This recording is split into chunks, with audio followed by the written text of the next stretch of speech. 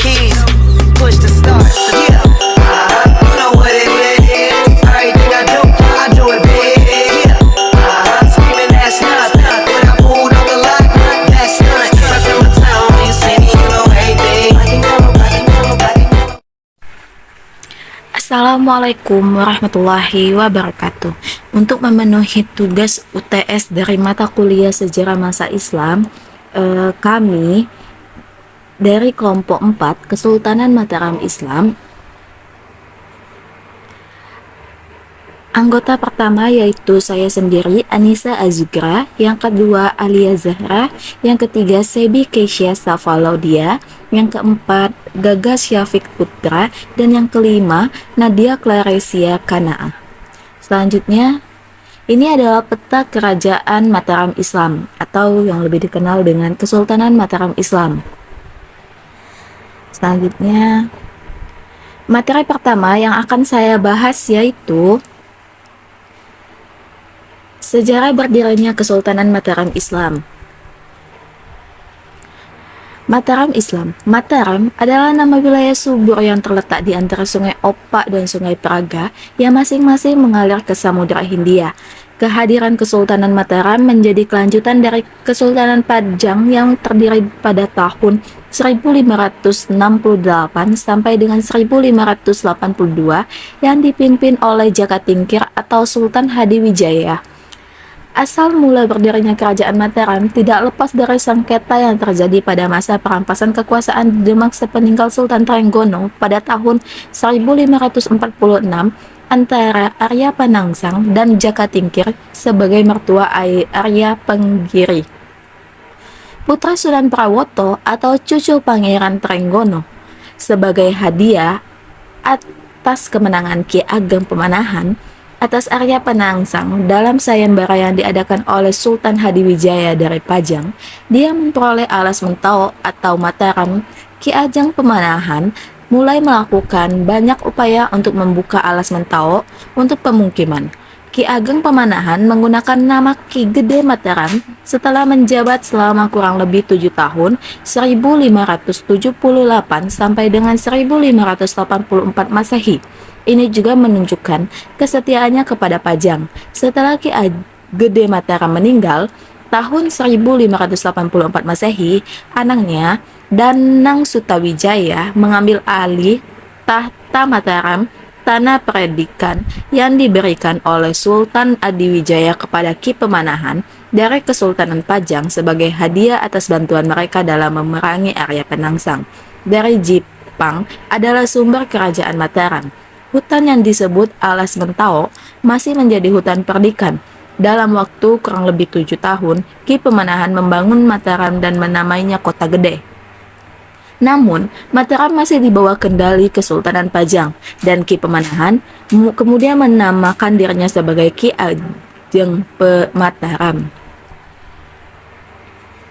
Selanjutnya, materi tentang raja-raja Kesultanan Mataram Islam, ekonomi Kesultanan Mataram Islam, sosial budaya Kesultanan Mataram Islam, peninggalan Kesultanan Mataram Islam, dan runtuhnya Kesultanan Mataram Islam yang akan dilanjutkan oleh teman saya.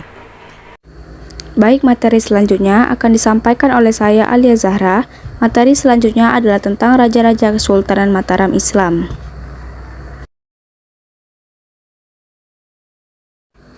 Berikut ini adalah silsilah raja yang memimpin Kesultanan Mataram Islam. Yang pertama adalah Penembahan Senopati atau Sutawijaya. Ia memerintah Kerajaan Mataram dari tahun 1586 sampai 1601. Setelah memimpin Kadipaten Mataram selama 5 tahun, Ki Gede Mataram jatuh sakit. Sebelum beliau wafat, beliau memberikan penjagaan atas keturunannya kepada Ki Juru Martani yang perlu ditaati oleh anak-anaknya.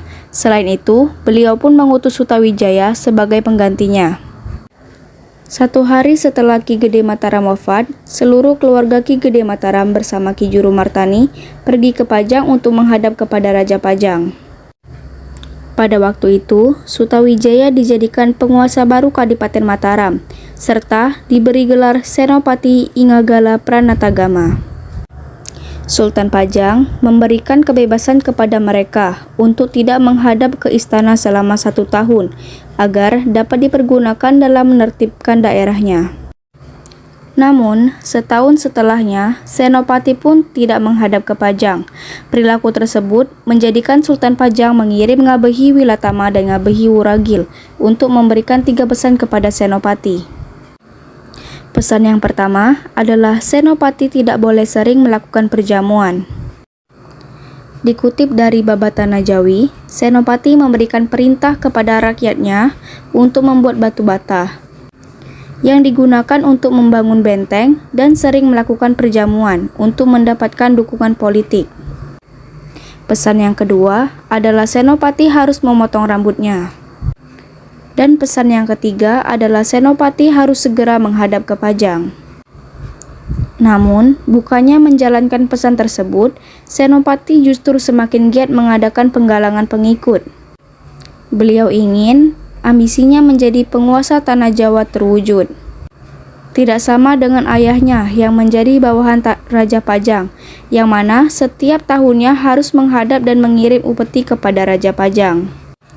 Akhirnya, Raja Pajang memutuskan untuk melakukan penyerangan kepada Senopati. Penyerangan tersebut dipimpin langsung oleh Sultan Pajang, namun upaya mereka gagal. Sesudah meninggalnya Sultan Pajang, maka kian kuat kekuasaan Senopati terhadap Mataram. Selanjutnya adalah Penembahan Seda Ingkrapyak. Ia memerintah pada tahun 1601 sampai dengan 1613. Penembahan Senopati kemudian digantikan oleh Mas Jolang. Hal tersebut mengakibatkan pemberontakan di beberapa wilayah. Pada tahun 1602 sampai dengan 1605 terdapat pemberontakan Pangeran Puger di Demak. Dan pada tahun 1608 Pangeran Jayanegara di Ponorogo. Perlawanan tersebut bisa dihentikan dalam waktu yang lumayan lama. Mas Jolang meninggal di daerah Krapyak ketika berusaha untuk memperluas wilayah, maka beliau dikenal dengan nama Penembahan Seda Ingkrapyak. Selanjutnya adalah Sultan Agung Hanyakarakusuma.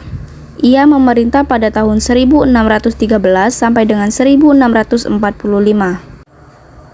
Mas Jolang digantikan oleh Raden Mas Rangsang yang bergelar Sultan Agung Hanyakarakusuma. Pada masa pemerintahannya, Kesultanan Mataram Islam meraih puncak masa keemasannya. Sultan Agung memiliki kepribadian tegas dan bijaksana. Ia menjadi raja pertama kerajaan Mataram Islam yang melanjutkan politik kakeknya untuk mengembangkan wilayah baru. Berikutnya adalah Sunan Amangkurat I. Sultan Agung Hanyakarakusuma digantikan oleh putranya sendiri, yaitu Susuhunan Amangkurat I. Beliau memerintah pada rentang waktu tahun 1645 sampai dengan 1677. Program utama pemerintahannya ialah usaha untuk melakukan sentralisasi keuangan dan administrasi, melakukan konsolidasi kerajaan Mataram Islam, serta menumpas pemberontakan. Selanjutnya adalah Sunan Amangkurat II, memerintah pada tahun 1677 sampai dengan 1703. Pada pemerintahan Amangkurat II, Belanda memiliki pengawasan penuh atas pemerintahan Kartasura. Belanda mendirikan garnison di depan istana setelah memburu Trunojoyo dan membawanya menghadap ke Amangkurat II.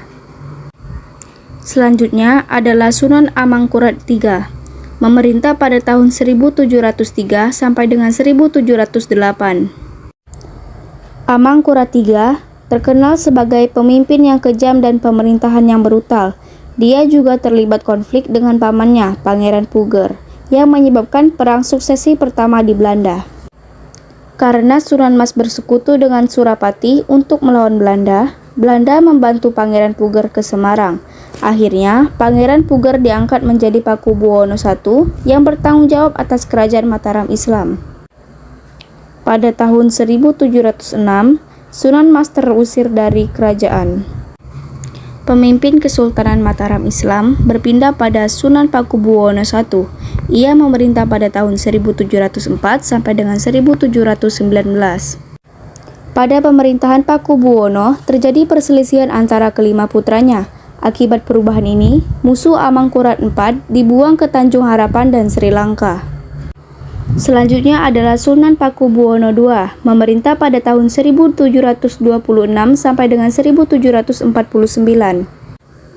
Pada pemerintahan Pakubuwono II, terjadi banyak konflik dan pemberontakan. Belanda membuat perjanjian untuk mengurangi wilayah kekuasaan Mataram Islam. Jawa Barat, Madura, dan Surabaya adalah milik Belanda.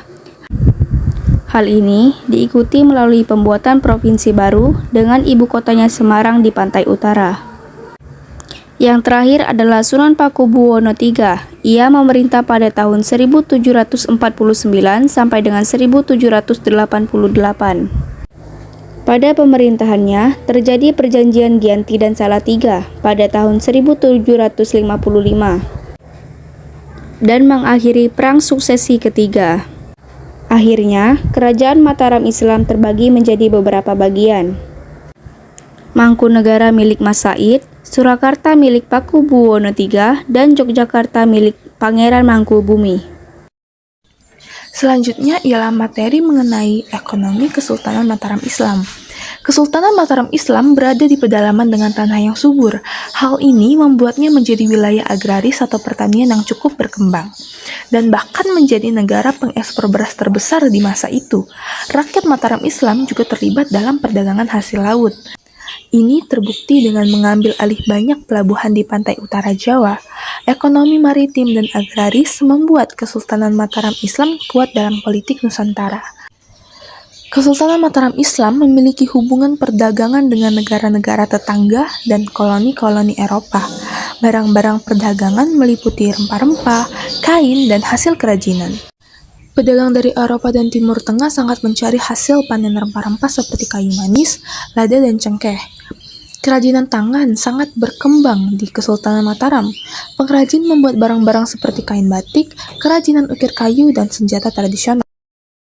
Produk-produk ini adalah kebutuhan sehari-hari dan sumber perdagangan yang signifikan. Kesultanan Mataram memiliki sistem mata uangnya sendiri yang seringkali menggunakan koin emas dan perak. Mata uang ini digunakan dalam transaksi perdagangan dan sebagai alat pembayaran dalam kehidupan sehari-hari. Kekuatan Banten sebagai kerajaan pada saat itu ditentukan oleh perdagangan lada. Para penguasanya pun sangat menyadari hal itu. Selama pemerintahan Amangkurat I, Kesultanan Mataram Islam berusaha untuk menjadi lebih kuat dengan cara menetapkan beberapa kebijakan ekonomi, seperti mengawasi administrasi dan keuangan serta menghapus semua pemberontakan. Sosial budaya Kesultanan Mataram Islam. Budaya seperti sastra, tari, dan pahat berkembang selama kebesaran kerajaan Mataram Islam. Selain itu, kebudayaan kejawen berasal dari perpaduan kebudayaan Islam, Hindu, dan Buddha asli. Upacara grebek yang datang dari memuja nenek moyang telah dilakukan sejak zaman Majapahit ketika perayaan Hari Raya Islam seperti grebek Maulid dan grebek Syawal yang terjadi saat Hari Raya Idul Fitri. Selain itu, masyarakat Jawa tumbuh dalam suasana yang aman, tenang, dan damai. Kitab Sastra Gending ditulis oleh Sultan Agung sendiri.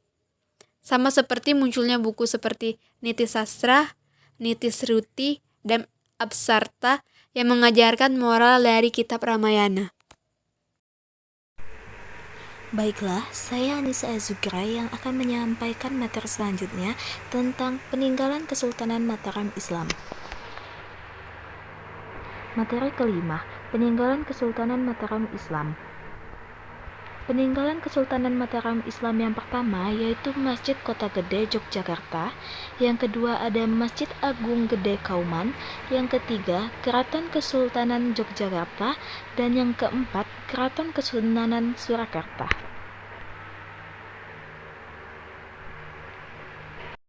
Assalamualaikum warahmatullahi wabarakatuh. Perkenalkan, nama saya Gagas Syarif Putra dari kelas Simbaraya.